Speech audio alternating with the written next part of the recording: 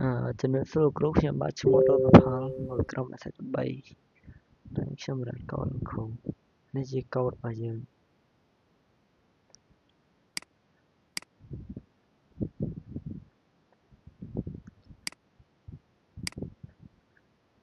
ខេមើលផ្ទាំងកន្សោលរបស់យើងមកអូខេនេះជាអត្ថលេខដែលតួអង្គយើងបានទិញ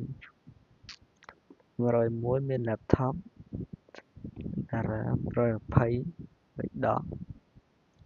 តួលេខ102មាន mouse អឺ Logitech 25 350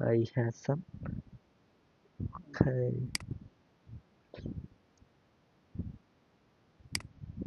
កូដយើងមានប៉ុណ្ណឹងគ្រូ